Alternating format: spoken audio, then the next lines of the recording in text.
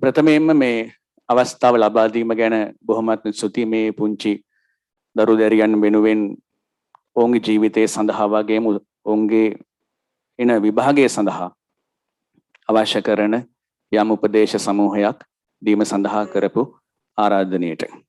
ඒ වගේම මගේත් ගුරුතුමා සුජීව සර්ගෙත් ගුරුතුමා වන සත්‍යාංශ සිහි කරලම පටන් ගැනීම ගැනත් ඇත්තටම මම හරිම සතුටු වෙනවා වගේම ආඩම්බර වෙනවා. මෙතන මං හිතනවා ඇත්තේ මේ පාර ඕලෙවල් එක්සෑම් එක සඳහා පෙනී සිටින්න බලාපොරොත්තු වෙන දරුවෝ සහ ඊළඟ අවුරුද්දේ පෙනී සිටින්න බලාපොරොත්තු වෙනත් ටික දෙනෙක් ඉන්නවා කියලා සුජීව සර් මට කිව්වා. එතකොට අද ඇත්තටම මම දේශනයක් දෙනවා කියලා කිව්වට මගේ නම් ලොකු බලාපොරොත්තුව ඔයගොල්ලොන්ට මේ මහ ප්‍රාණ දේවල් කියනවට වඩා කතා කීපයක් කීම. ආදර්ශමත් කතා. උදාහරණ කතා කීපයක් ඇසුරින් ඔයගොල්ලොන්ට ඉදිරියේදී ගන්න ඕන මග මොකද්ද? ඒක හැඩ ගහ ගන්න ඕන කොහොමද කියන දේ පිළිබඳව දේශනයක් දීම තමයි ඇත්තටම මගේ බලාපොරොත්තුව වෙන්නේ. එතෙන්දී දැන් මේ පාර සාමාන්‍ය පෙළ කරන දරුවෝ නම් තව මාස මං හිතන්නේ මේ යන්නේ සැප්තැම්බර් මැද ඔක්තෝබර් නොවැම්බර් දෙසැම්බර් දැනට පුතේ නියමිත ජනවාරිද විභාගේ ඔයගොල්ලොන්ට දැනට විභාගේ තියෙනවා කියලා තියෙන ජනවාරිද පෙබරවාරිනේ හරි. එතකොට පෙබරවාරි දක්වා කාලය ගත්තත් ඔබ හිතලා බලන්න ඔක්තෝබර් මාසේ නොවැම්බර් දෙසැම්බර් ජනවාරි මේ යන්නේ සැප්තැම්බර් මැද එතනම පුතේ මාස 4මාරක වගේ කාලයක් ඔබට තියෙනවා. එතකොට ඔය කාලය තුල වැඩ කරන්න ඕන කොහොමද? ඒ වගේම ඊළඟ පාර එක්සෑම් කරන දරුවෙක් නම් ඔය කාලය තුල කොහොමද වැඩ කරන්න ඕන පිළිබඳවත් මම යමක් කතා කරන්න බලාපොරොත්තු වෙනවා. එතෙන්දී කෙනෙකුට ජයග්‍රහණයක් ලබන්න ඉලක්ක කියන එක අත්‍යවශ්‍ය දෙයක්. හරි ඉලක්කයක් තියෙන කෙනෙකුට ඒ වගේම ඉගෙන ගැනීමට නියම උවමනාවක් තියෙන කෙනෙකුට ඉගෙන ගන්න කිසිම බාධාවක් නැහැ කියලා මම හිතන්නේ. ඒ වගේම ඔයගොල්ලෝ සාමාන්‍ය පෙළ තියෙන විෂයන් 9ක්. ඉතින් ওই විෂයන් 9ටම ඒ සාමාර්ථ ගන්න ඕන කියලා දෙයක් නැහැ. නමුත් Tamante එක කරන්න පුළුවන් නම් ඇයි නොකර ඉන්නේ? Tamante එක කරන්න පුළුවන් නම් ඇයි නොකර ඉන්නේ කියන එක. උකට හොඳ උදාහරණයක් පුතේ. ගාල්ලේ මගේ පන්තියාව ශිෂ්‍යෙක් ඊට වසර කිහිපයකට පෙර නම සඳුන් රංගන. ඔහු 4 පන්ති වගේ ඉඳිද්දී ඔහුට තාත්තා හිමි වෙනවා. තාත්තා ජීවිතයට සමු දෙනවා. ඔහු රිච්මන්ඩ් විද්‍යාලයේ ශිෂ්‍යෙක් ගාල්ලේ. ඒ වගේම ඔහු 10 වසරේ ඉඳිද්දී ගින්තොට ප්‍රදේශයේ ගෙවල් තියෙන ගින්තොට සිට ගාල්ල දක්වා පාසල් යන්න හෝ පන්ති යන්න එනකොට තමන් නගින කෝච්චියෙන්ම වැටිලා කෝච්චියේ රෝද එක රෝදයක් දන හිසට මදක් උඩින් ගියා අනිත් රෝදේ දන හිසට මදක් පහලින් ගියා. ඔගේ කකුල් දෙක වෙන්න උනා. ඊට පස්සේ මාස මං හිතන්නේ 5ක් 6ක් විතර අර අපිට ඉස්පිරිතාලේ ඉඳලා ඔහු ගොඩ ආවා. මේ 10 වසර වෙච්ච සිද්ධියක්. ඔබ හිතන්නේ ඔහු සාමාන්‍ය පෙළ විභාගය කරලා ප්‍රතිඵලෙ මොකක් වෙන්නේ නැද්ද? මට උත්තර දෙන්න බලන්න. නිකන් දැන් මම ඇයි කියන්නේ කියලාත් ඔයගොල්ලෝ හිතයිනේ. 9 A's. හරියටම හරි. සාමාන්‍ය පෙළ ප්‍රතිඵලය A9. මම හිතනවා උපතින්ම පාද හිමි වෙච්ච කෙනෙක් කකුල් දෙකේ රංගේ තමන් විඳලානේ. නමුත් අවුරුදු 15ක් වගේ වයසක් වෙනකන් අනිත් යාළුවෝ වගේ පාද වලින් හොඳට දුවල පැනලා ඉඳපු කෙනෙකුට අවුරුදු 15ක් වගේ තරුණ වියට පිවිසෙන්න දොර අභිමුව ඉඳිද්දි තමන්ගේ පාද හිමි වෙනවා කිව්වට පස්සේ අපි හිතන්නත් අමාරු දෙයක් නේ. නමුත් ඔහුගේ හිතේ ශක්තිය නැති වුණේ. ඔහු සාමාන්‍ය පෙළ ඒ සාමර්ථ 9ක් දැම්මා. ඊට ඔහු ගණිතාංශයෙන් උසස් පෙළ කරන්න මම ගාල්ලේ උගන්නන තිග්මා කියන ආයතනයට ආවා. මෙතන ගාල්ලේ ඉගෙන ගන්න දරුවෝ ඉන්නව නම් දන්නව ඇති. තිග්මා ආයතනයට එන්න ප්‍රධාන පාරේ ඉඳලා ලොකු පඩිපෙළක් නගින්න ඕන. කන්දක් මුදුනේ තියෙන. ඔහු ත්‍රිවිල් එකක් හය කරගෙන ගින්තොට සිට ඇවිල්ලා ඒ වෙලේට එතන ඉන්න තව කවුරු හරි යාළුවෙක්ගේ උපකාරයෙන් බොහොම හිමින් සීරුවේ අර පඩිපෙළ නගිනවා. ඔහු බොරු කකුල් දෙකක් පැලඳගෙන සිටින කීල කරුවෙකුට උපකාරය අරගෙන හිමින් ගොඩක් වෙලා අර පඩිපෙළ නගිනවා. අර පඩිපෙළ නැගලා පන්තියක් තියෙන දෙවෙනි තට්ටුවේ ඒකටත් නැගලා ඒකේ අර පඩිපෙළෙන් බැහැලා යන්න අහසුම තැනක වාඩි වෙලා සිටිනවා. මම පන්තියේ පළමු ටෙස්ට් එක තියලා තෑගි දෙන්න නම් කියවනකොට එක නමක් කියවන සඳුන් රංගන ලකුණු 100 ගතු දරුවෝ 5-6 දෙනෙක් හිටියා. තෑගි ගන්න ස්ටේජ් එකට ආවා. නමුත් මේ එක නමක් කියවන සඳුන් රංගන කියලා මොහො එන්නේ ඒ අතරේ මට පේනවා පඩිපෙළ ගාව ළමයි අතරින් කෙනෙක් කොහම අත උස්සගෙන ඉන්නවා. බලනකොට මේ සඳුන් මම වහාම ස්ටේජ් එකෙන් බැහැලා ගිහිල්ලා උඩට තෑග්ග දුන්නා. මම ඊට පෙරත් ඔහුත් එක්ක කතා කරලා තියෙනවා. මම එදත් පොඩ්ඩක් නවතින්න කියලා සඳුන් එක මම කතා කරා. මම අහපු එක ප්‍රශ්නයක් තමයි පුතේ ඔයා දුකින් දින්නේ කියලා. ඔහු කිව්වා නෑ සර්. මට මගේ පාද අහිමි වෙලා. නමුත් මම තවත් ශක්තිමත් වුණා. මට මගේ තාත්තා නැහැ. නමුත් මට හීනයක් තියෙනවා. මගේ අම්මා දුකින් මුදවන්න ඕන. මගේ අම්මා කරන්නේ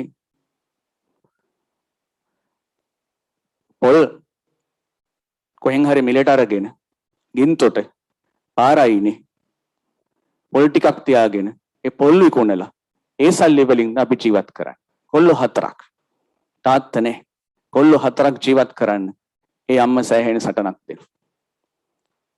මට ඕන මගේ අම්මා දුකින් මුදවන්න.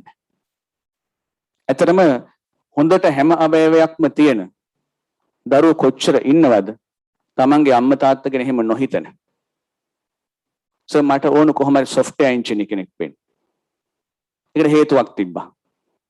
වෙන පැත්තකින් ඉස්සරහට ගියොත් රස්සා හම්බෙයිද කියලා දන්නේ නැහැ. මොකද සිවිල් එන්ජිනියර් කෙනෙක් වුණොත් එහෙම සයිට් වල යන්න වෙනවා. software engineer කෙනෙක් වුණොත් එහෙම තමයි එක තැන සිට රස්සාව කරන්න පුළුවන්කම තියෙනවා.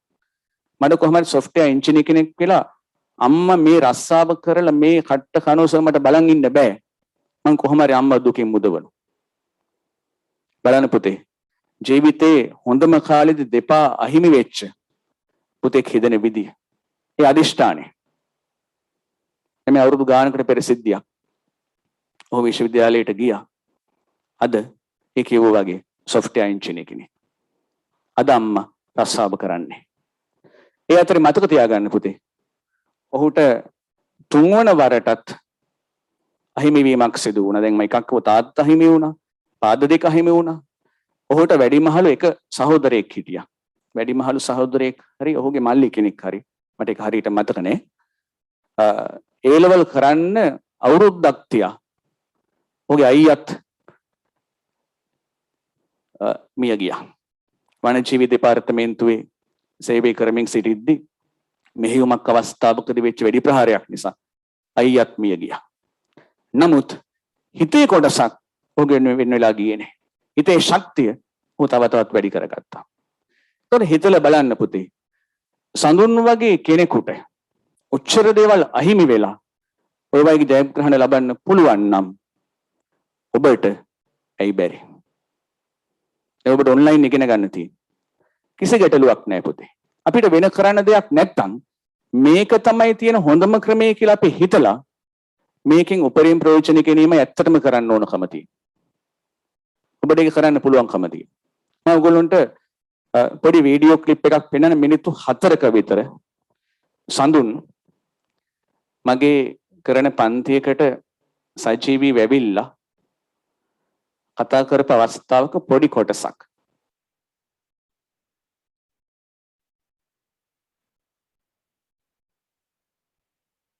පොඩක් හඬ පැහැදිලි නැතුව ඇති. ඔහුගේ දා හඬ එච්චර පැහැදිලිතාවක් තිබුණේ.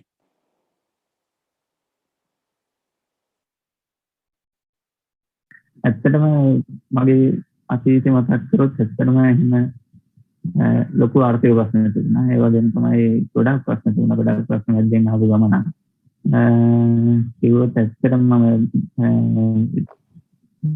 පාසල් ගිය ගාලේ රික්මන් විද්‍යාලයට ඒ රික්මන් විද්‍යාලේ මම තෙන්න එක තමයි ඉස්කෝලේ ගියේ. ඒ අද්දි තමයි මගේ එදා ඒ අවසනාවන්ද සිද්ධිය සිද්ධ වුණේ. මම ඉස්කෝලේ යන කෝච්චියෙන් නැගිද්දී කෝච්චියෙන් නැట్లా මගේ කකුල් දෙක මට නැති වුණා. ඉතින් කොහොම හරි කකුල් දෙක තරහට හොස්පිටල් එකේ මාස 4ක් මම හිටියා. ඔපරේෂන් කළා. මං 10 වසරේදී තමයි මේ ඇක්සිඩන්ට් එක මට වුණේ. එතකොට එතෙන් ඉඳලා ලොකු කට්ටක් යාම මේ දුරින්. ඒකත් මම ඇක්සිඩන්ට් වෙලා මම ඒ වෙලේ ගොඩක් ඉතින් වැටුණා. ඒ වැටුණාට මම කල්පනා කළා මම හදාගත්ත මේදී මට නැති වුණාට මේක වඩා දේවල් නැති වෙච්ච තව ගොඩක් මිනිස්සු මේ ලෝකේ ඉන්නවා. ඉතින් ඒ අය කරපු දේවල් එක්ක මම හිතුවා මට නැති වුණේ පොඩි දෙයක් විතරයි කියන්නේ. කකුල් දෙක නැති වුණාට මට ලොකු දෙයක් කරන්න පුළුවන් කියලා මම හිතුවා. ඉතින් ඒ දේවල් එක්ක මම මගේ අධ්‍යාපන කටයුතු ආයෙ පටන් අරගෙන මම ගණිතයෙන් ඒක කරන්න මේ කළා. මට මතකයි මම ජනකසගේ ක්ලාස් එකට එනවා ගන්න සත්‍යය දන්න විද්‍යාල තිස්න එකේ නැත්නම් ඉඳලා උඩට පඩිපෙළ 30 40ක් නෑගෙන උඩට ආවා. කකුල් දෙකක් දාගෙන මම කකුල් දෙක දාලා හිටියේ එනකොට ලොකු කට්ටක් ආවා. ඒක කියන්නේ ඒ ටික උඩට එනවා ලොකු කට්ටක් ආවා. පඩිපෙළ 30 40ක් නැගලා උඩට යනකොට මම බාගෙට නැරලා හිටියේ. මගේ හිත ගමන් කරේ වතුරක් බොන්න. එහෙම ඉල්ලා මම ක්ලාස් එක කකුලේ දාගෙන පරිස්සමෙන් පඩිපෙළ ටික නැගලා ක්ලාස් එකට ගිහිල්ලා ඉන්න බෑ. කකුල් දෙක රිදෙනවා. ඒ රිදෙනකොට මම කකුල් දෙක දලවලා ඉන්නවා ක්ලාස් එක ඇතුලේ සමහර වෙලාවට. ඒ තරම් අමාරු ලොකු කට්ටක් ආවා. ආයි ක්ලාස් එක ඇරලා යනකොට කකුල් දෙක දාගෙන ආයි හැමෝම ගියාට පස්සේ පල්ලෙහාට බෑලා යනවා. ඒ විදිහට අවුරුදු දෙකක් ලොකු කට්ටක් ආවා. හැමෝම කියන දේට වඩා මම විශ්වාස කළා මගේ තියෙන හිතේ හයිය. ඒ හයියත් එක්ක මම ඉස්සරහට ගියා. අද වෙනකොට මම ඉන්ටර්නෙට් ගැන ගොඩක් සතුටු වෙනවා. ඒ වගේ ලොකු කට්ටක් කාලෙක ඉඳලා ඉතින් ඒ දේවල් ඇත්තටම ජීවිතේට ප්‍රශ්න එන තරමට අපි ශක්තිමත් වෙනවා. හැමෝටම වලට ගොඩක් ප්‍රශ්න ඇති. ආර්ථික ප්‍රශ්න ඇති. ඒ වගේම තව ගොඩක් ප්‍රශ්න ඇති කාටද. දැන් තමන් ආස දේවල් නැති වෙන්න පුළුවන්. ඒ මොන ප්‍රශ්නයක් ආවත් තමන් මම කියන්නේ තමන් ටාගට් එක තියාගන්න තමන් කියන්නේ. මම මෙතෙන්ට යනවා කවුරු මොන දේ කිව්වත් මම මගේ ටාගට් එකට යනවා කියන දේ මම සිස්ටම් වගේ තියාගන්න. මම සිස්ටම් කියන්නේ තේනවාට තමන්ට පුළුවන් කියන දේ හිතන්න. තමන්ට පුළුවන් කියලා හිතන තාක්කල් තමන්ට තමන් දිනන අවස්ථාවක් තියෙනවා. මට මතකයි සඳුන් ඔයා මට කියනවා මේ අම්මා කවදා හරි සතුටින් තියෙන එකයි මගේ බලාපොරොත්තුව කියන එක. අම්මා දුකින් මුදව ගන්න එක. ඔබට සිරුරේ පාද අහිමි වෙලා එහෙම සිටිද්දී ඔබ අම්මා ගැන කරපු හැඟීම හරි ප්‍රබලයි. මේ හැම දෙයක්ම හොඳට තියෙද්දී තමන්ගේ දෙමාපියන් ගැන නොහිතන දරුවෝ ඉන්න සමාජයක ඔබ මං හිතනවා මහත් ආදර්ශයක් වුණා කියන එක. මේ අහන් ඉන්න අය තුලත් ඇත්තටම ඉන්නවනම් ඔබට එහෙම සඳුන් එක්ක බලනකොට ඔබට මොනවද නැත්තේ? හරි. ඉතින් සඳුනුත් තමන්ගේ අම්මා ගැන හිතලා අම්මා දුකින් මුදවන්න ඕන කියන තැන තමයි ඔහු හීන දැක්කේ. ඔහු සොෆ්ට්වෙයාර් ඉංජිනේර කෙනෙක් වෙන්න හැදුවේ ඒ සඳහා. හරි පුතේ. ඔගොල්ලෝ දකින්න ඇති කතා කරනකොට ඔහුගේ මූණේ තිබුණ හිනාව. නේ? ඔහු පාද නැති වුණා කියලා කිව්වපුවා hina වෙමින්. ඒ කියන්නේ ඒ යථාර්ථය. ඔහුට දැන් ලැබෙන්නේ නැහැ නේ නියම පාද දෙකක් කවදාවත්. නමුත් ඔය යථාර්ථය තුල ජීවත් වෙනවා. පාද වෙන් වෙලා ගියත් මනසින් කොටසක් ඔහුගේ වෙන් වෙලා ගියේ නැහැ. ඒ ඇත්තටම ඔය විවිධ පුංචි පුංචි දේවල් නැහැ කියලා දෙමාපියන්ට පවා කරදර කරන දරුවන්ට මීට වඩා උදාහරණ තව මොනවද? නේද පුතේ? ඊළඟට තව උදාහරණයක් මගෙන් ගන්නම්. මොකද මගෙන් ගන්න උදාහරණත් මට හරි සමීප නිසා. වෙන ඒවට වඩා මට ඒක පැහැදිලි කරන්න පුළුවන්කම තියෙන නිසා. මම ගමේ පාසලට ගිහිල්ලා ශිෂ්‍යත්ව විභාගේ ලකුණු 150ක් ගත්තා. ඉතින් ඇත්තටම ඒක ඒ කාලේ හැටියට හොඳ ලකුණක්. දැන් සමහර ලාවට දැන් තියෙන විදිහට පාසුත් නැහැ කියලා කියයි. ඒ ලකුණ තමයි හරියටම කොළඹ නාලන්දා විද්‍යාලයේ කට් ඔෆ් මාර්ක් එක වුණේ. ඉතින් අපේ අම්මා තාත්තා මාව නාලන්දා විද්‍යාලයට දැම්මා. හොස්ටල් එකේ නැවැත්තුවා. මට ඇත්තටම පුතේ හරිම නුහුරු පරිසරයක් වුණා. අපි ගාමීයව ජීවත් වෙලා එකපාරට ගිහිලා අතෑරියට පස්සේ අතන මහා තනිකමක් දැනුණා. දැන් ඇත්තටම ඕගොල්ලොන්ට ඔය දුරකථන තිබ්බට ඒ කාලේ අපිට නෑනේ. එහෙම නෑ ඇත්තටම ජංගම දුරකථන ඇවිල්ලා තිබුණේ. ඒ වගේම ලෑන්ඩ් ෆෝන්ස් ගෙවල් වල අපේ තිබුණේ. ඒතකොට අම්මගේ කටහඬ අහන්න හම්බ වෙන්නේ මාස 3කට පස්සේ. දැන් වගේ ප්‍රවාහන පහසුකම් තිබුණේ නැති නිසා වාර අවසානයේ මාස නිවාඩුවට තමයි ගෙදර යන්නේ. ඔය අතර එක සැරයක් තාත්තා ඇවිල්ලා බලලා යනවා. ඒත් අම්මා එන්නේ. මොකද අනිත් පෙනංගිල මල්ලිලා ගැන බලන්න ඕන නිසා කවුරුත් එක එකට එන්න පුළුවන් කමක් නැහැ. ඒ ඇත්තටම නිදා ගන්නකොට ඒ බොහෝ දවසට ඇත්තටම කොට්ටේ තෙත් වෙන කඳුළු වලින් ලොකු කඩාවැටීමක් වුණා. කොහොම හරි අපිට 6 පන්ති ඉස්සර 5 පන්ති ශිෂ්‍යත්ව තිබ්බ 6 පන්තියට අපි ආවේ. 6 පන්තියේදී පුතේ පන්ති 10ක් තිබුණා. එක පන්තියක ළමයි 40 ගානේ ළමයි 400ක් එතකොට. ළමයි 400ක්. ඉතින් අපිට වාරි විභාගෙ තිබ්බා. 6 පන්ති. වාරි විභාගෙ තිබ්බම මට ලකුණු 500 ගාණක් ආව 900ෙන්. 900න් 500 ගණනක් ඇවිල්ලා මම ඉඳපු පන්තියේ මට මතක විදිහට මං 33 වෙනියා. ළමයි 40න් 33 වෙනි මං ඉඳපු පන්තියේ. ඊට පස්සේ අපි 8 පන්තියට යනකොට පන්ති මාරු කරා. ඒ පන්ති මාරු කරේ අපි ගත්ත වාර විභාගේ ලකුණු 90. ඒක එච්චර හොඳ ක්‍රමයක් නෙමෙයි. නමුත් දැන් නම් මේ ක්‍රමය පාවිච්චි කරන්නේ නැහැ පුතේ. කියන්නේ වාර විභාග වලින් සෙක්ෂන් එකෙන් හොඳම ලකුණු ගත්ත සෙට් එක A පන්තිය. ඊළඟ ටික B, C, D, E, F, G, H මගේ පන්තිය I. A, B, C, D, E, F, G, H, I. ඉතින් ලවුන් කීයකට පස්සේද? 320කට පස්සේනේ. මගේ පන්තිය I. කොහොම හරි I පන්තියේ ඉන්න කාලෙදී වෙච්ච එක්තරා සිද්ධියක් මට මාර ධෛර්යයක් දුන්නා. ඉතින් මම මේ සිද්ධිය සම්පූර්ණ වශයෙන්ම කියන්න කාලය ගන්නෙ නෑ. අපේ ගෙදරට ආව තාත්තගේ මිතුරෙක්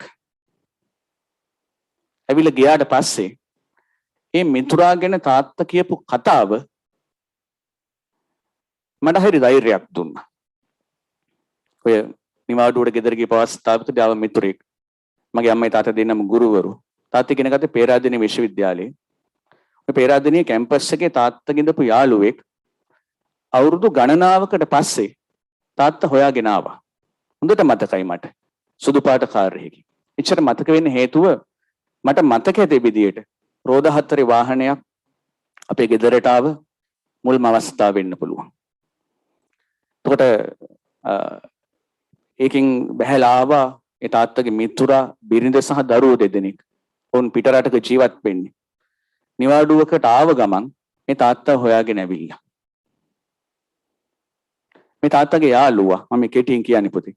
තාත්තගේ යාළුවා අහිගුන්ටික පවුලක. ඒ කියන්නේ ඒ තාත්තගේ යාළුවගේ තාත්තා නයි නැටවීම තමයි රැකියාව කරලා තියෙන්නේ. අනුරාධපුර ප්‍රදේශයේ ඉඳලා මොහු කොහොම හරි ඉගෙනගෙන කැම්පස් සිලෙක්ට් වුණාම ඒ කවුරුත් ඒ ඉඳපු තැන් අකුලගෙන නුවර ඇවිල්ලා නුවර වීදියක වහපු කඩයක කඩපිල නිවස කරගෙන රෙදි කෑලි එල්ලල ඉස්සරහින් ඒ කඩපිල නිවස කරගෙන මේ යාළුවෝ එතන සිට තමයි කැම්පස් ඇවිල්ලා තියෙන්නේ. කොහොමද එක්තරා අවස්ථාවකදී මේ යාළුවා කැම්පස් ගමන අතාරින්න හදලා දැඩි තීරණයක් අරගෙන තාත්තා ඒක වෙනස් කරලා ඒ කැම්පස් ගමන අතාරින්න හදලා තියෙන දුෂ්කරතාත් එක්ක සෑහෙන දුෂ්කරතා. ඔබ දන්න මොහුට නිවස වෙන්නේ කඩපිලක්. රැයට පාඩම් කරනවා කියලා කියන්නේ නුවර වීදියක ලයිට් කණුවක ඒ පහන් එළියෙන්. කොහමද තාත්තා හුට ඒක අතාරින්න දීලා නැහැ. මොකද මගේ තාත්තා කැම්පස් යන්න කලින්ම ගුරුවරයෙක් වෙලා ඔය ඉස්සර ක්‍රමයක් තිබිලා තියෙන ඔබේ අම්මා තාත්තත් දන්නේ නැති කැම්පස් යන්න කලින් ට්‍රේනින් කොලෙජස් ගිහිල්ලා ගුරුවරයෙක් වෙන්න පුළුවන්. උන තාත්තා පාසල් ගුරුවරයෙක් වෙලා ගුරු වැටුප ලැබමින් තමයි කැම්පස් ගිහින් තියෙන්නේ. පඩි හම්බ වෙනවා. තාත්තගේ පඩියෙන් යාළුවට වියදම් කළා. කොහොම හරි කැම්පස් එකෙන් අවුට් වෙලා එහෙම ඇවිල්ලා ඊට පස්සේ වෙච්ච දෙයක් දන්නේ නැහැ. මොකද ඒ කාලේ දැන් මගේ දුරකථනද මොකුත් නැහෙනි පුතේ එහෙම පණිවිඩ හොමාරු ක්‍රම. එයින් මං හිතන්නේ අවුරුදු මහ බර ගානකට පස්සේ තමයි මේ යාළුවා ඇවිල්ලා තියෙන්නේ. ඒ යාළුවා පෙරදෙන විශ්වවිද්‍යාලයේ ආර්ථික විද්‍යාව ස්පෙෂල් කළා. එංගලන්තේ ස්කෝලර්ෂිප් එකක් ලැබිලා හයර් ස්ටඩීස් වලට. ඒ වෙනකොට එංගලන්තේ විශ්වවිද්‍යාලයක කතිකාචාර්යවරයෙක් වශයෙන් සේවය කරන ඒ වගේ මහාචාර්යවරයෙක්. ඔහු අවුරුදු ගානකට පස්සේ ලංකාවේ ඇවිදලා යන ආ වෙලාවකදී තමන්ට මඟ පෙන්නපු තමන් අතෑරියේ නැති යාළුවෝ බලන්න ඇවිල්ලා තිබ්බා. කොහොම හරි ඒ යාළුවා අපේ ගෙදරින් නික්ම ගියාට පස්සේ අපේ තාත්තා කරේ අම්මවයි මම අපි දරුවෝ 5 දෙනෙක් මාත් එක්ක හිටිය අම්මට තාත්තට කවුරුත් වාඩි කරවගෙන ඔන්න ඔය කතාව අපිට කිව්වා. ඔය යාළුවගෙන කතාව කිව්වා. ඉතින් හිතේ මහා චිත්‍රයක් මගේ ඇඳුණා. සෙවන සදන විට නිමක් නැති බොල් ගුවන. සිරියහනක් වන විට වීදියේ කඩපිල. සිප්සතර හදාරන විට පහන් කණුවක් යට. නැගුණි දරුවනේ විමතියක් විස්මය දනවන දිරියක් ඔබ හද තුල. රන්මසු නැතිව ඔබ ගෙවන දිවියේ නිමාව එයයි දරුවනේ. එබැවින් දිරිය හදින් ප්‍රගුණ කොට ඔබේ සිප්සතර උරුම කරගන්න දරුවනේ ලස්සන හෙටක්. සෙවන සදන විට නිමක් නැති බොල් ගුවන. මේ යාළුවා පාඩම් කරන්න ලයිට් කණුව යටට ආවට පස්සේ හෙවණක් වෙන්නේ කෙලවරක් නැති අහස. සිරියහනක් වන විට වීදියේ කඩපිල. සිරියහන වෙන්නේ අර වීදියේ ඒ වහපු කඩ කාමරේ කඩපිල. සිප්සතර හදාරන විට පහන් කණුවක් යට. ඉගෙන ගන්නකොට මේ ලයිට් කණුවක් යට නැගුණි මිනිසුනේ විමතියක් පුදුමයක්. හිමිවීම පිළිබඳව විස්මය දනවන දිරියක් ඔබ හද තුල. මෙච්චර ධෛර්යයක් මෙච්චරම ධෛර්යයක් කොයින්ද කියන්නේ. රන්මසු නැතිව ඔබ ගෙවන දිවියේ නිමාව එයයි දරුවනේ නැත්නම් මිනිසුනේ. එබැවින් ප්‍රගුණ කොට ඔබේ සිප්සතර උරුම කරගන්න දරුවනේ ලස්සන හිටක්. මගේ හිතේ ඇඳුණා. ඊට පස්සේ මම ඒ කොළඹ පාසලේ මට හිතුණා මම මෙහෙම ඉඳලා හරියන්නේ මං මහන්සිලා වැඩ කරන්න ඕන කියලා. මං එයින් පස්සේ මහන්සි වෙන්න ගත්තා. එහෙම කරලා මේ අයි පන්තියේ මම දෙවෙනි වාර විභාගේ දෙවෙනි කියන්නේ දෙවෙනි වාරේ තුන්වන වාරේ අවසන් වාරේ දෙවෙනි වාර විභාගේ මම පළවෙනිය වුණා. ඒක මට අපූර්ව සිද්ධියක් වුණා. ජීවිතේ පළවෙනි වතාවට පන්තියක පළවෙනියක් වුණ අවස්ථාව. එතකන් පුංචි පන්තියකවත් මම කවදාත් පළවෙනිය වෙලා නැහැ. උන් නිකමට කියන්නකෝ මට ඉංග්‍රීසි වල ලකුණු කීයක් තිබ්බද? මම පළවෙනිය. කන් දලා දහසක් ළඟින් යන විදිහට හරි. දැන් මේක 40යි කියලා කියමු. 87යි 60යි 90යි 75 42යි. හොඳටම ඇති. ලකුණු 19යි. මට ඉංග්‍රීසි ලකුණු 19යි. පන්තියේ පළවෙනි. හැබැයි ගණිතයට එහෙම ලකුණු තිබ්බ හොඳට. දෙවෙනි වාරෙත් මම පළවෙනියා. ඉංග්‍රීසි වල මට 31යි. අපිට හිතා ගන්න පුළුවන් ඉංග්‍රීසි වලින් කොතනද හිටියේ කියන එක. හැබැයි තනියම කොහොම හරි හදාගත්තා. අපි හොස්ටල් නිසා පුතේ හිටියේ. කවදාවත් පන්ති යන්න දුන්නේ. පොඩ පිටතේ ඉඳලා පාසලට එන්න ළමයි අර පන්තිය මේ පන්ති අර සර්ලගේ නම් අර ටියුට් මේවා ගැන කියනකොට අපි හරි අසරණ වුණා. හැබැයි ඒ අසරණකමම ශක්තියක් කරගත්තා. ආයි 9 පන්තියට යනකොට ආයි පන්ති මාරු වුණා. හැබැයි එතකොට මම ටිකක් හොඳ පන්තියකට වැටුණා. ආයි මට පළවෙනි යාවීමේ අවස්ථාව අහිමි වුණා. ඔය අතරේ මට හීනයක් ආවා. මම කොහොම හරි සේරම විෂයන් වලට විශේෂ සාමර්ථ්‍ය ගන්නවා කියන එක. මුලදී එහෙම හීනයක් නොතිබුණත් පස්සේ මට හීනේ ආවා.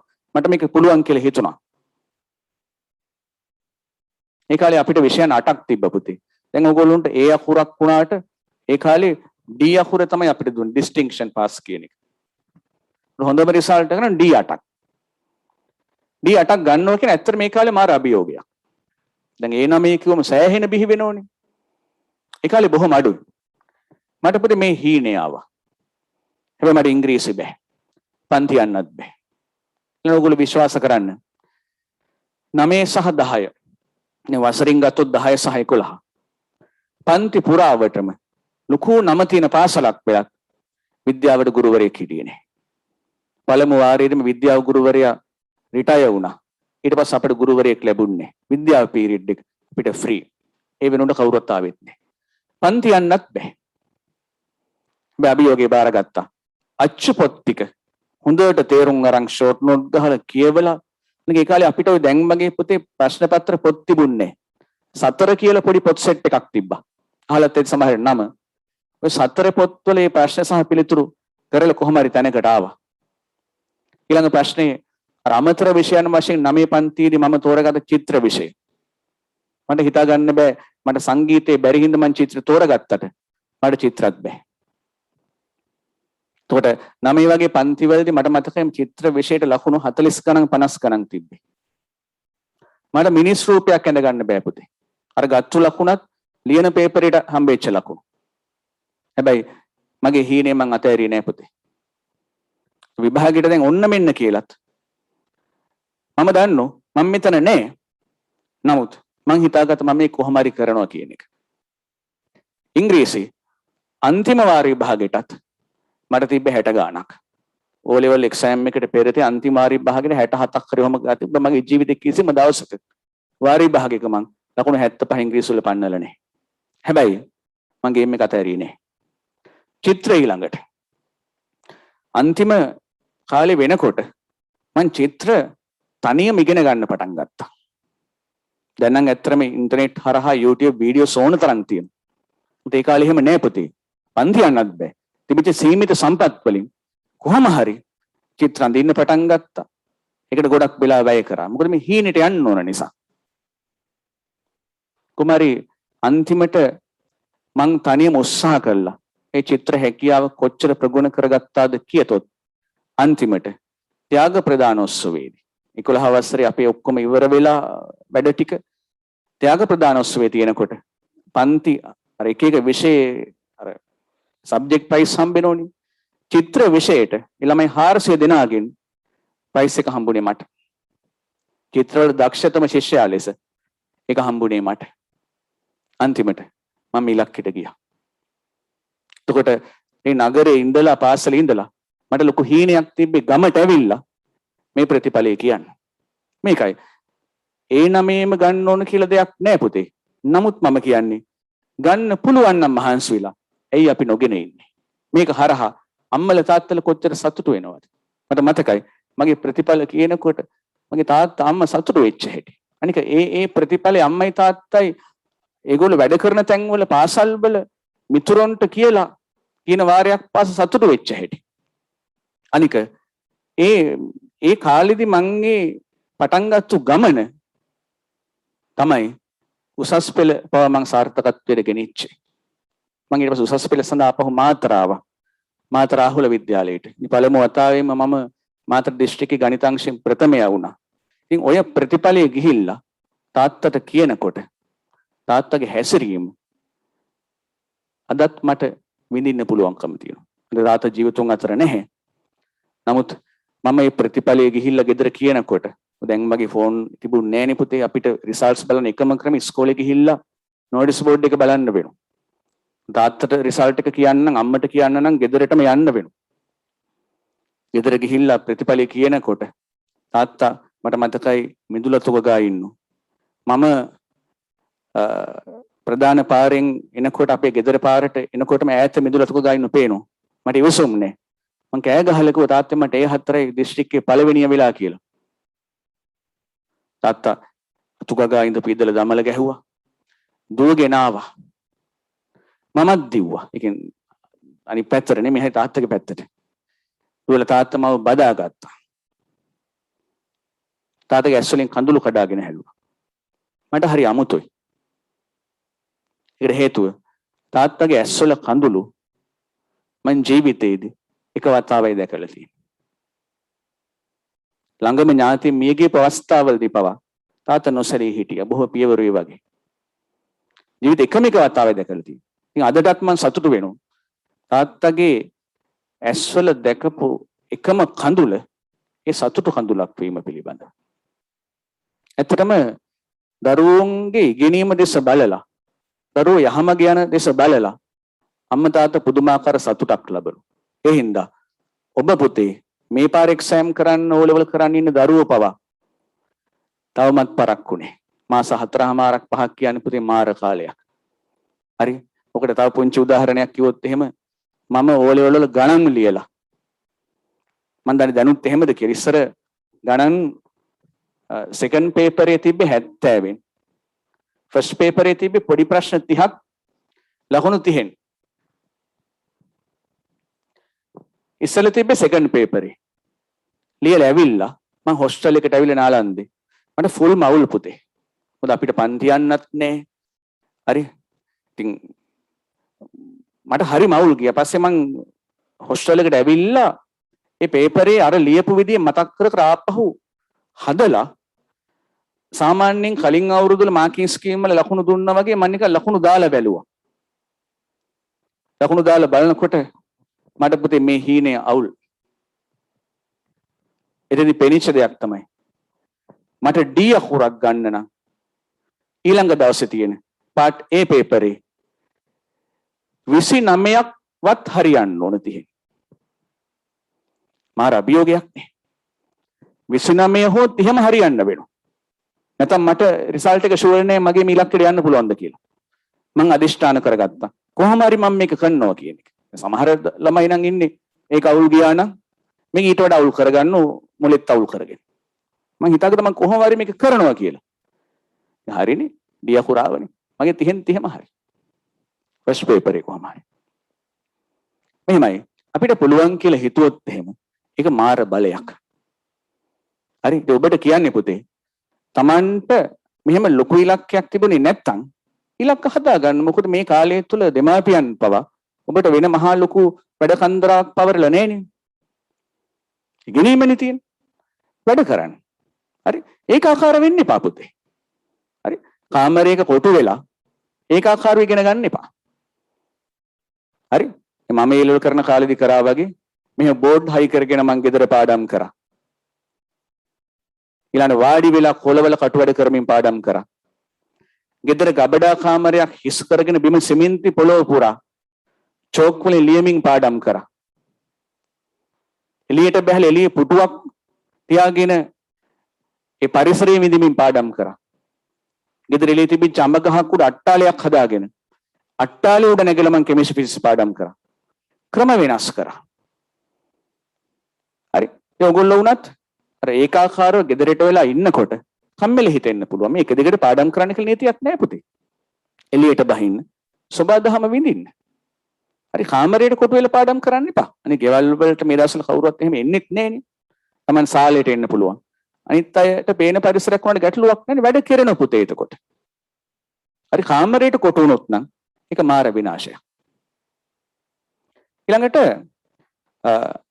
තව කතාවක් කියනවා මේ පෙරේදා හරි පළමුදා හරි මගේ පන්තියේ කතා කරපු ශිෂ්‍යෙක් අර වගේ ලයිව් ඇවිල්ලා මං හිතන්නේ වටිනා දෙයක් වෙයි කියන එක. ඕන නමින් උපුල් මදුශංක.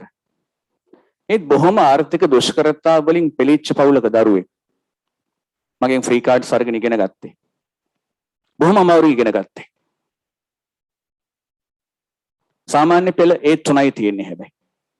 ඔව් උසස් පෙළදී අපි දීපු උපදේශ පිළි අරගෙන ධෛර්ය හිතට අරගෙන වැඩ කරන්න පටන් ගත්තා. මාතරින් මැත්ස් වලින් රෑන්ක් එක 10 වෙලා ඉන්ජිනියරිං ෆැකල්ටි ගියා. කැම්පස් එකේදීත් වියදම් කරන්න බෑ. විදියක් නැහැ. ਉਹ තනියම මුදල් හොයාගත් විවිධ ක්‍රමවලින් ඒ වියදම් කරා. පස්සේ කැම්පස් එකෙන් අවුට් වුණා. ඉන්ජිනියරිං ජොබ්ස් වලට ගියා. අවුරුදු මං හිතන්නේ එකමාරක් දෙකක් විතර ඔහු මුදල් එකතු කරලා ලක්ෂ 25ක් හදාගත්තා. ඊට පස්සේ නිව්සීලන්ඩ් හයර් ස්ටඩීස් වලට ඇප්ලයි කරා. දැන් බොහෝ දරුවෝ අම්මා තාත්තට එකපාරට හම්බෙන පෙන්ෂන් එක අරගෙන ඉගෙනීමට වියදම් කරන එකේ මොහුට එහෙම පුළුවන් කමක් තිබුණේ නැහැ. ගෙදරින් සතයක්වත් ඉල්ලන්නේ නැතුව තමන්ගේ මුදල් එකතු කරලා හයර් ස්ටඩීස් කරන්න. හරි? වැඩිදුර අධ්‍යාපනය ලබන්න ਉਹ නවසීලන්තයට ගියා. දැන් අද ඔහු තමන්ගේ බිරිඳ දරුවෝ දෙදෙනා සමග නවසීලන්තේ ඒ පුරවැසිභාවයත් මම හිත ළඟදී හම්බ වෙනවා. දැන් නමුත් උන්ට PR තියෙනවා. හොඳින් ජීවත් වෙනවා. මොකද කවදා හරි දවසක අරමුණ ලංකාවට ඇවිල්ලා ලංකාව වෙනුවෙන් යම් සේවයක් කරන එක. මොකද ඔවුන්ගේ ප්‍රයෝජනයක් ගන්න තත්ත්වය ලංකාව තුළ ඇති වෙන්න ඕන. මොකද ලංකාව තුළ ඔයගොල්ලෝ දන්න ඕන නිෂ්පාදන ආර්ථිකය බොහොම අඩුයිනේ. නිෂ්පාදන ආර්ථිකය බොහොම අඩුයි. එහෙම වුණාම සමහරුන්ගේ සේවය ඇත්තටම වැදගත් වෙන්නේ නේ. එහෙම දෙයක් තියෙනවනේ. යෝගේ හේනියක් තුන කවදා හරි මේට එනවා කියන එක. මම ඔයගොල්ලන්ට ඔහු කතා කරපු එකේ පොඩි කොටසක් දාලා පෙන්නන පුතේ.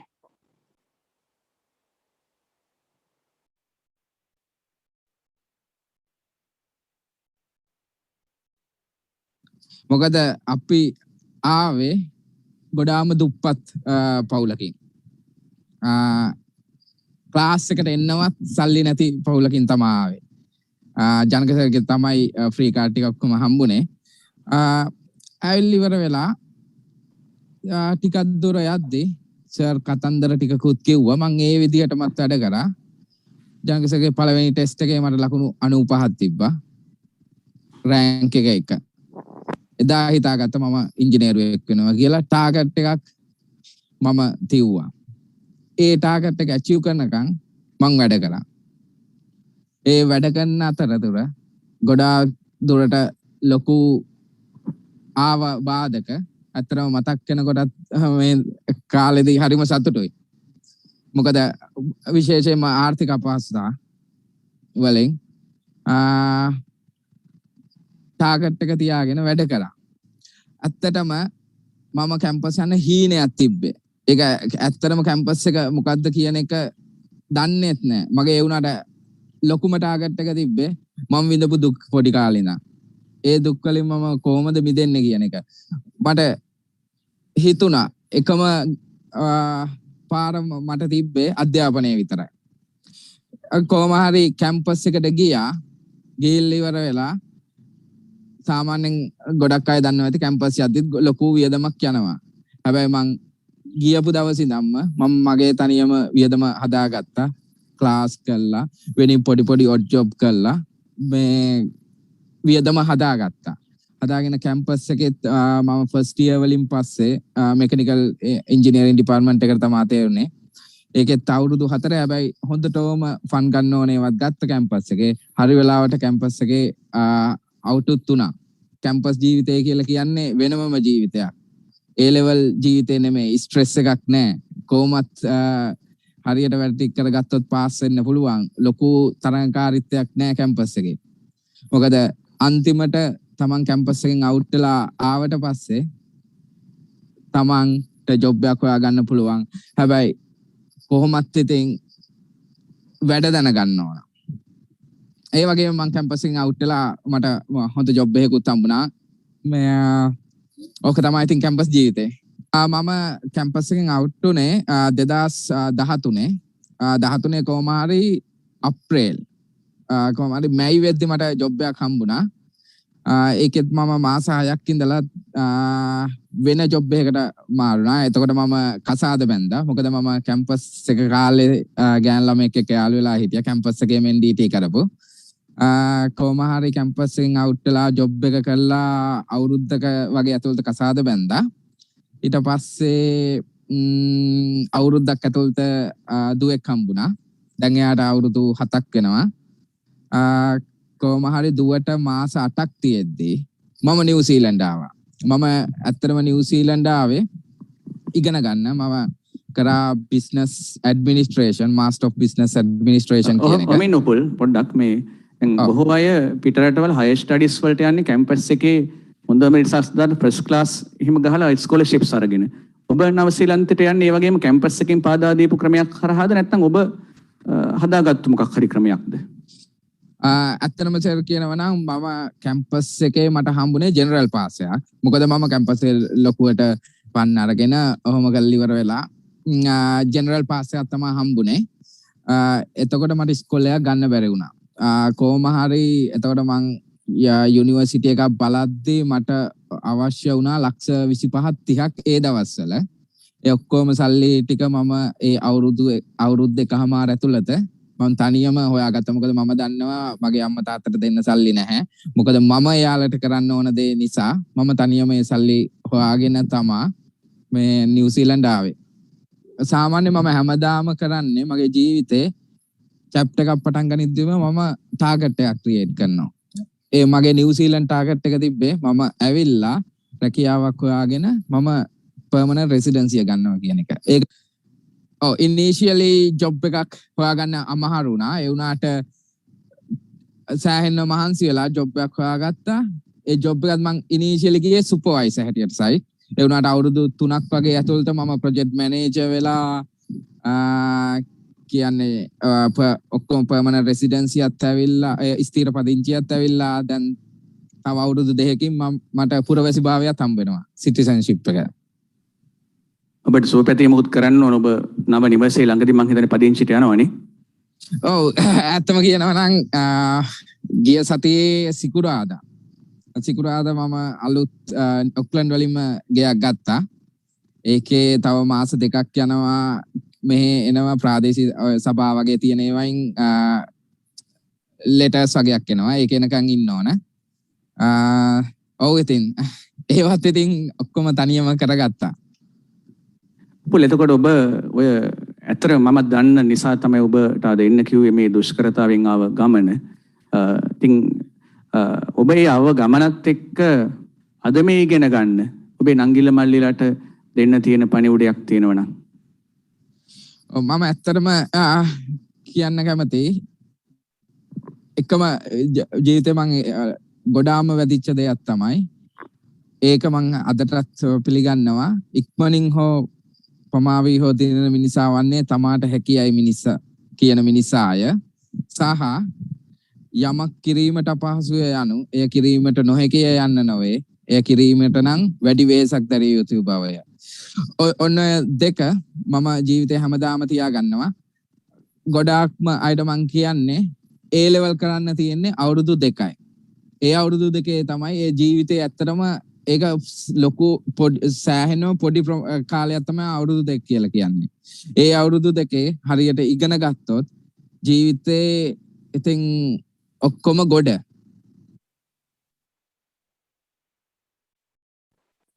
සුජීව සරුත් කියවනේ වාක්‍යනේ. උදාලට මතකත් ඇති මොකද? ජීවිතයේ සටන් නිරන්තරයෙන්ම වඩා ශක්තිමත් හා වඩා වේගවත් මිනිසා විසින්ම ජයගනු නොලැබේ. ඉක්මනින් හෝ පමාවී හෝ දිනන මිනිසා වන්නේ තමාට හැකියයි සිතා වෙහෙස වී වැඩ කරන මිනිසාය. සරල තේරුමක් නේ. ජීවිතේ හැම සටනක්ම අභියෝගයක්ම පුතේ. වැඩි හයියක් තියෙන මිනිහම නෙවෙයි දිනන්නේ. වුණොත් දිනන එක හරි. නමුත් මොන අභියෝගෙ දිනන්නත් Tamanට පුළුවන් කියලා හිතලා පුතේ මහන්සිලා වැඩ කරන්න ඕන. ඒ උපුල් බලන්න A level කරලා ගොඩාක් කල් ගිහිල්ලත් අදත් තමන්ගේ රැකියාවේදී පවා ආදර්ශ පාට කරගන්නේ ඒකනේ. ඒකත් එක්ක අනිත් වාක්‍යය යම් කාර්යයක් අමාරුයි යන්නේහි අදහස එය ඉටු කරගත නොහැකි කාර්යයක් යන්න නොවේ. එය ඉටු කර ගැනීම සඳහා වඩාත් වැඩි වෙහෙසක් දැරිය යුතු බවයි. ඕනම දෙයක් අමාරුයි කියන තැන පුතේ බෑ කියන එක ආදේශ කරන්න එපා. හරි වැඩියෙන් මහන්සි වෙන්න. ජය ගන්න පුළුවන්කම තියෙනවා. හරි ඉතින් උපුල් ඒ ආව ගමන දෙමාපියන්ගේ සපෝට් එක බොහොම අඩුයි. දෙමාපියන් ඒ දක්වා ගෙන ආව බොහොම දුෂ්කරතාවෙන්. තවත් අම්මට තාත්තට බරක් දෙන්න පුළුවන් කමක් තිබුණේ. නමුත් ඔහු ඒ ගමන යනවා. හරි ඉතින් අද මම ඔබෙන් බලාපොරොත්තු වෙනවා තමන්ගේ ජීවිතේට ඉලක්කයක් හීනයක් හදා ගැනීමත්. සුජීව සයිදා මට කතා කර මගෙන් ඒ දෙත් ඉල්ලුවා. ඉලක්කයක් මිලමෙට හීනයක් හදාගන්න උදව් කරන්න. ඒ වගේම ඒක නොනැසී තියාගන්න මොකද්ද වෙන්න ඕන කියලා කියන්න. තමයි ඉස්සරහට කියාගෙන ආයේ පුතේ. ඔයගොල්ලෝ ගෙදර සිට වැඩ කරනකොට, පාඩම් කරනකොට කොටු වීමක් තියෙනෝනේ. ඒ හින්දා ඔය පොඩි පරිසරය තුල පවා පුතේ සතුටින් ඉන්න. එයාගේ ඔන්ලයින් පන්ති වලට එනකොට පවා හොඳින් ලේස්ටි වෙලා ඉන්න. දැන් ඔබ මාව සම්පූර්ණයෙන්ම පේන්නේ නැති වුණාට මම අනිවාර්යයෙන්ම පන්තියට එනකොට වෙනද ෆිසිකල් ක්ලාස් වලට යන විදිහට මං සැරසලා යන්නේ. ඒ අඳින විදිහට ඇඳගෙන සපත්තු දෙක ඔබට පේන්නේ නැති වුණාට මම සපත්තු දෙක පවා දාන මම මේ සුද්දාලා ඉන්නේ. ගෙදර කාමරයක මේ පන්ති කරාට ඒ විදිහටම සැරසලා ඉන්නේ. මොකද ඒ තුල මට අර පන්තියක හැංගීම ඇති වෙනවා. ඔබට වුණත් ඔය ඔන්ලයින් පන්ති වල සහභාගී වීමේදී වෙනදා ෆිසිකල් ක්ලාස් වලට යනකොට සැරසලා ගිය විදිහටම ගිහිල්ලා වාඩි වෙන්න. ලස්සනට ඉගෙන ගන්න පුළුවන්. හරි ඒ වගේම අර කලිනුත් කිව්වා වගේ කාමරෙන් එළියට බහින්න පුතේ. අද මිනිස්සු සබාදහම විඳිනව බොහොම අඩුයි. හරි එළියට බහින්න. ඒ වගේම මොනවා හරි පැලයක් රෝපණය කරන්න. ජලය සහ පොහොර දමන්න. හැමදාම උදේට ගිහිල්ලා බලන්න තව අලුතෙන් දැල්ලක් දාලාද කියලා. මලක් පිපිලාද ඵලයක් හටගෙනද. කොච්චර සතුටක්ද පුතේ. මේ විඳින්න ඕන. මොකද මේ සබාදහමත් එක්ක හැදිච්ච මිනිස්සුනේ. ඒකෙන් අපගමණය වෙනකොට කිසිම දෙයක් පිළිහිටන්නේ නැහැ. ඒ වගේම පුංචි කාලේ වගේ අහස දිහා බලන්න, වලාකුළු දිහා බලන්න, හැන්දෑවට උදේට කුරුල්ල පියාඹනව බලන්න. ඒ වගේම තමන් යම් තැනක සත්තුන්ට කෑම කන්න තැනක් හදලා එතන කෑම දාලා ඒ කෑම කන්නේ නෝ බලන්න. ඉතින් මේ වයින් පවා තමන්ගේ පාඩම් කිරීමේ ශක්තිය, මතක ශක්තිය අනිවාර්යයෙන්ම වැඩි දියුණු වෙනවා. මේ O level කරනවා කියලා සියලු දේවල් වලින් අත් මිදිලා කාමරයක කොටු වෙලා කම්පියුටරේ පොතයි. එහෙම ඉන්න එපා. ගෙදර අම්මගේ වැඩවලට තාත්තගේ වැඩවලට පොඩ්ඩක් හවුල් වෙන්න. ඒක කිසිම බාධාවක් වෙන්නේ නැහැ ඔය ගැනීම සඳහා. හරි අර එක දිගට පාඩම් කරලා Taman අර වගේ වෙනස් දෙයක් කරනකොට ආපහු නැවත පාඩම් කරන්න මාර හයියක් වෙනවා. ඒ වගේම ඔයගොල්ලෝ විවිධ විනෝදාංශ තියෙන්න පුළුවන්. ඒවා කරන්න. ඒ වගේම සාමාන්‍ය පෙළ වගේම උසස් පෙළදී පවා ඒ විනෝදාංශයක් තමන්ගේ යම්කිසි දක්ෂතාවක් තියෙනවා නම් ඒක කරන්න තමන්ගේ ප්‍රධාන ඉලක්කයට කිසිම බාධාවක් නොවේ. එහෙම කරගන්න අඩුයි. මුත් කරගන්නයි ඉන්නවා. හරි. ඔයගොල්ලෝ අහලා තියෙනව නේද DJ ජනක? ඔහු ඒත් මගේ පන්තියාව ශිෂ්‍යෙක් DJ ජනක. ළමයි අතරත් හරි ප්‍රසිද්ධයි. ඔහුගේ ගීත ඒ කාලේ ඉඳලා A level කාලේ ඉඳලම මේ ඔහු නිර්මාණය කරන ගීත බොහෝ කාවිට ඒ කාලේ ගුවන් විදුලි වගේ ප්‍රචාරය වුණේ. නමුත් දැන් රූපවාහිනියත් හිටි ගමන් යනවා. first time engineering faculty. මාත්‍රින් රෑන්ක් 22 මොරටුව. හරි. ඔහු දැන් හරි දක්ෂයි ඔය ඔඩියෝ මික්සින් වගේ ඒ පැතිවල සංගීතයේ පැත්තට. ඔහුට ඕන උනේ ඒ හරහා ඉංජිනේරු දැනුමක් ගන්න. ඔය දැන් සමහර ළමයින්ට ගේ පටු පරාසයක් තුල හිතීම කොච්චරද කියතොත් ඔය කම්පියුටර් එකකින් පොඩි දෙයක් කරන්න පුළුවන් නම් හිතනෝ මේක තමයි කම්පියුටර් දැනුම කියන්නේ. කියලා ඉගෙන ගන්නෑ උසස් පෙළ ඉගෙන ගන්නෑ සාමාන්‍ය පෙළ කරන්නේ අරකෙම ඉන්නෝ. නමුත් එහෙම ආස කෙනාට හොඳම දේ යන්නු ඉංජිනේරින් ෆැකල්ටි. මොරටුවේ ඉංජිනේරින් ෆැකල්ටි කියලා කම්පියුටර් ඉංජිනේරින් කරන්න. කොච්චර දෙයක් ඉගෙන ගන්න පුළුවන්ද? හරි. ඉතින් ඔහුගේ හීනේ උනේ ඒක. ඔහු කම්පියුටර් ඉංජිනේරින් කරා. ඒ වගේම සංගීතයේ පැත්ත තව හොඳට ඉගෙන ගත්තා. දැන් මම හිතන්නේ තව මාස කිහිපයකින් පමණ ඔහු අවුට් වෙනවා. හරි. ඔහුට A level වලදී පවා පොඩි ස්ටුඩියෝ එකක් තිබ්බා. දැන් දිනු කරගෙන. මම ඔහු ගැන පොඩි වීඩියෝ ක්ලිප් එකක් දානවා පුතේ. කරලා මම තව ගොඩක් දිග්ගස්සන්නේ නැහැ. මොකද දැන් 10:00මාරක් පොඩ්ඩක් පැන්නා. මේත් ඔහු පන්තියේ ලයිව් ඇවිල්ලා කතා කරපු අවස්ථාවක් ඔබට වැදගත් වෙයි කියලා මම හිතනවා.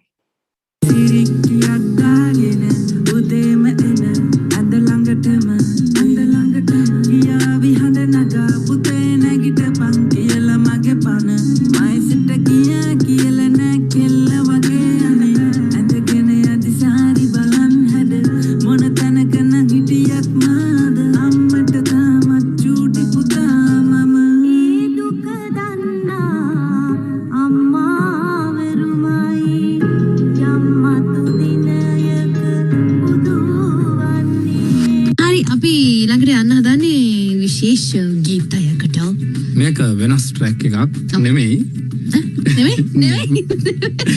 ඒක වෙනස් වෙන මේ විදියට. ඒක නෑ මෙහෙම ට්‍රැක්ස් කොම අලුත් ට්‍රැක් එකක් කියලා හිතනවනේ. මේක හිප් හොප් ගම. මාතර පැත්තට තමයි අපි යන්න හදන්නේ. DJ ජනකව දන්නවා. දකුණු රටට වෙන රටකට අපි යන්න හදන්නේ නේ. DJ ජනක ගොඩක් දන්නවා නං. DJ ජනක ගොඩක් එහෙම දැන් එහෙම නෙමෙයි JNK. දැන් පොෂ්ෂලාද? ඔව් දැන් JNK. DJ JNK. ඔව්. වාදී DJ ජනක. හරි. අපි අහලා බලමු. DJ ජනක ශමල් මම ඇත්තටම කියන්නේ ශමල් කියලා. මොකද ඒ දවස්වල 2017 මගේ මාකින් පැනල් එකේ ගාල්ල මාත්‍ර හම්බන්තොට සම්බන්ධීකරණය කරේ DJ ජනක ශමල්. ඉතින් මාත් එක්ක තමයි ආවේ ගියේ ගාල්ලේද මේ තංගල්ලේ පන්තියටද. අපි දෙන මාරු වෙන්න නිසා ඔහු ශමල් ලෙස එමතුවා. ඔබ ඇත්තටම දැන් ඉගෙනීමේ වැඩත් කරගෙන කැම්පස් එකේ මොරටු විශ්වවිද්‍යාලයේ ගිහිල්ලා ඒකේ කම්පියුටර් ඉංජිනේරින් සිලෙක්ට් වෙනවා කියන එක සෙල්ලම් වැඩක් නෙමෙයි. ඒකත් කරගෙන තමන්ගේ මියුසික් හා සම්බන්ධ වැඩත් කරන ස්ටුඩියෝ එකකුත් කරනවා. කොහොමද කාලය කළමනාකරණය කරගන්නේ? ඒක ඒ කියන්නේ කාලය කළමනාකරණය කියන දේ ඒ කියන්නේ මම නම් හිතන විදිහට ඕන මිනිස්සෙට කරන්න පුළුවන් දෙයක්. ඒ කියන්නේ මෙහෙම දැන් අපි කාලය කළමනාකරණය කරන්නේ නැත්නම් තමයි වැඩක් කරන ගමන් Facebook එකට ගිහිල්ලා උඩ යට යන්නේ අනිවාර්යයෙන්. ඒ මට හිතෙන දේ කියන්නේ මිනිහෙක් මිනිස්සෙක් යම්කිසි දෙයකට හොඳට ફોකස් කරනවා නම් ඒක නා ඒ දෙයම දිගට කරගෙන යන්න ඕනේ. එහෙම නැතුව ටිකක් කරනවා ෆෝන් එක බුත් අර තමන් කරපු ඔක්කොම සමහරක් වෙලාවට අරගෙන නිසා වතුර යන පුළුවන්. ඒක නර මේ දෙයක් දැක්කොත් ඒක මොකක් හරි හේතුවක් නිසා ඒ දේ නතර වෙන්න පුළුවන්. මම ස්ටුඩියෝ එක වැඩ කරනවා නම් මගේ ફોකස් එක සම්පූර්ණ ඒකට යොදවනවා. මම කෙනෙක් එක්ක කතා කරනවා නම් ඒ කෙනත් එක්ක ඒ වෙලාවට කතා කරනවා. එතකොට ඊට පස්සේ ඉගෙන ගන්නවා නම් ඒ දෙයට ෆුල් ફોකස් එක ඒ දෙයට දෙනවා. ඊට පස්සේ ඉතින් අර ඒ කියන්නේ අපි කරන්නේ මොන වෙලාවද කොච්චර අඩු කාලයක්ද කොච්චර වැඩි කාලයක්ද කියන එක නේ වැදගත්. තමන් දෙන ફોකස් එක. ඒ කියන්නේ විනාඩි 10ක් ඉගෙනීම කළා විනාඩි 10ක් ෆෝන් එක බලනවා එතන අර ඉගෙනගත්තු විනාඩි 10නුත් වැඩක් නැහැ. මම කියන්නේ. එතකොට පැයක් එක දිගට වැඩේ කරනවා නම් අන්නේ පැය තමයි ගොඩක් වටින්නේ. දැන් මම කර දේ තමයි ඇත්තට මේ කියන්නේ මට DJ ගහන එකනොත් ලොකු වාසියක් ආවේ ලෙවල් කාලේ. මේ මම රැට ගොඩක් ඔය DJ පාටිස් තියෙන්නේ. එතකොට DJ පාටිස් ගහලා පුරුද්දට මට හොඳට නිදි මරන්න පුළුවන් හැකියාවක් තිබ්බේ ඒ කාලෙම. ඒක නිසා මට හොඳට රැට වැඩ කරන්න පුළුවන්. මම රැට කරේ මැත්ස් කරන එක. මැත්ස් කරද්දි තවත් නිදිමත නැහැ. දවල්ට කෙමිස්ට්‍රි ෆිසික්ස් කරගන්නවා. එතකොට දවල්ට නිදිමත කොහොමද නැහැ කොල්ල කෙල්ලන්ට තරුණ කාලේ. රැට නිදිමත ඉඳ මැත්ස් ටික කරලා දාලා එහෙම තමයි කාලය කළමනාකරණය කරන්නේ. එතරම් හිතෙන්නේ මේ අවශ්‍යතාවයේ තියෙනව නම් කළ නොහැකි දෙයක් නෑ කියන එක. මම හිතන්නේ ඔබ කියන්නේ ඒක. ඒ ඇත්තටම මේ තව දෙයක් දැනගන්න කැමති ඔබේ දෙමාපියන් ගැන සහ දෙමාපියන් අද ඔබ ගැන සතුටුද? මට මතකයි අපේ අම්මා ඒ ලෙවල් පටන් ගත්ත කාලේ අපේ අම්මා ගෙනල්ලා ගැහුවා මගේ කාමරේ මේ අනාගත ඉංජිනේරුවා වගේ කාමරයයි කියලා.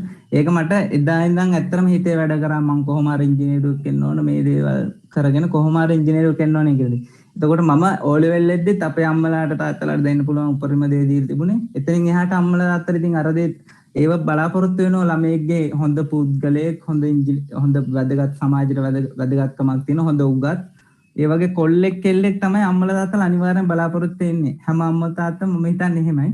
ඊපස්සේ ඒ දේ අපි ඉතින් අම්මා තාත්තා වෙනුවෙන් අනිවාර්යෙන් කරන්න ඕන. මොකද ඒ අය හරිම දැන් අපිට සාපේක්ෂව තාම ටික කාලයක් ජීවත් වෙන. ඒ අය අපි හදුව දේ වෙනුවෙන් ඒ අයට අපිට කරන්න පුළුවන් උපරිම දේ මම නම් හිතන්නේ යන්නේ. ඒ කට්ටියන්ගේ හීන හැබෑ කරන එක. දැනටත් අපේ අම්මලා තාත්තලා නම් හරිම ඒ කියන්නේ මං ගැන සෑහෙන තෘප්තිමත් ගොඩක්. ඕන කෙනෙක්ට උදාහරණයකට උනත් අරන් කියන්නේ ඉතින් එහෙම කියනවා. කිසිම වැරදක් නැති එහෙම හොඳ කෙනෙක් විදිහට තමයි දැනටත් දකින්නේ.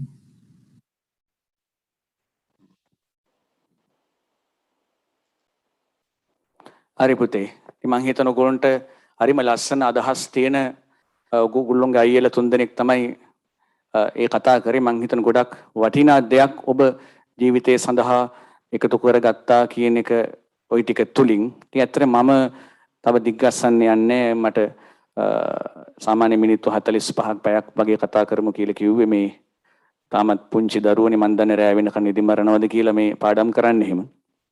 හරි. මෙහෙමයි ඉතින් දැන් නිදි මරන්නම ඕනේ ඔයගොල්ලන්ට දවල්ට ඕන තරම් කාලේ තියෙන නිසා දවල්ට වැඩ කරන්න. ඉතින් දවල්ට වැඩක් කරේ නැත්නම් නිදි මරන්න නමුත් අනවශ්‍ය ලෙස රෑට ඔය පැය 5යි නිදාගන්නේ. එහෙම ඕනේ පුතේ කරන වෙලාව හරියට හොඳටම කරන්න. ඒක ප්‍රමාණවත් වෙනවා. ටාගට් වලට යන්න. ජීවිත ඉලක්කයක් හදාගන්න. විශ්වවිද්‍යාල හීනයක් තියාගන්න. මේ විශ්වවිද්‍යාලේ හීනෙට වැඩ කරන්න ඕන දැම්ම ඉඳලා. මොකද මගේ උසස් පෙළ ප්‍රතිඵල මගේ කැම්පස් හීන කියන ඒවට මං හිතනවා ආරම්භයේ ලැබුණේ ඔය 9 10 11 වගේ පන්ති වල ඉඳලා කියලා. ඒ ආව ගැම්ම තමයි අන්තිමට ඩිස්ට්‍රික්ට් ෆස්ට් වෙලාම උසස් පෙළ ගමන අවසන් කරේ. හරි. ඒ ඕගොල්ලොන්ටත් ඒ ඉලක්කත් එක්ක හරි ආසයි පුතේ ජීවත් වෙන්න.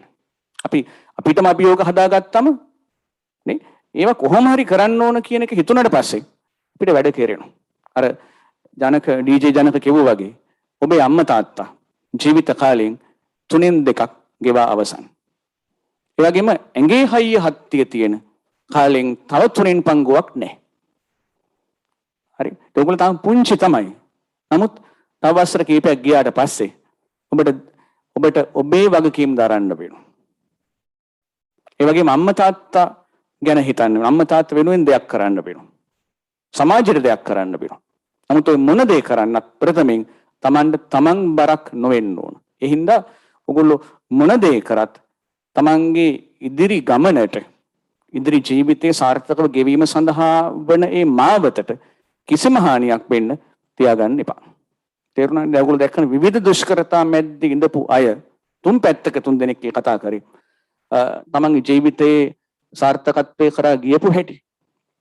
හරිද? ඒගොල්ලන්ටත් එහෙම පුළුවන් නම් ඔබට බැරි වෙන්නේ නැහැ කියලා හිතනවා. අර උපුල්ට උසස් පෙළ කරලා අවුරුදු ගණනාවක් වෙලත් තවමත් මේවා මතකයි. යම් කාර්යයක් අමාරු යන්නේහි අදහස එය ඉටු කරගත නොහැකි කාර්යයක් යන්න නොවේ. එය ඉටු කර ගැනීම සඳහා වඩාත් වැඩි වෙහෙසක් දැරිය යුතු බවයි. දැඩිව හිතට ගන්න පුතේ. ඊළඟට අනිත් දේ තමයි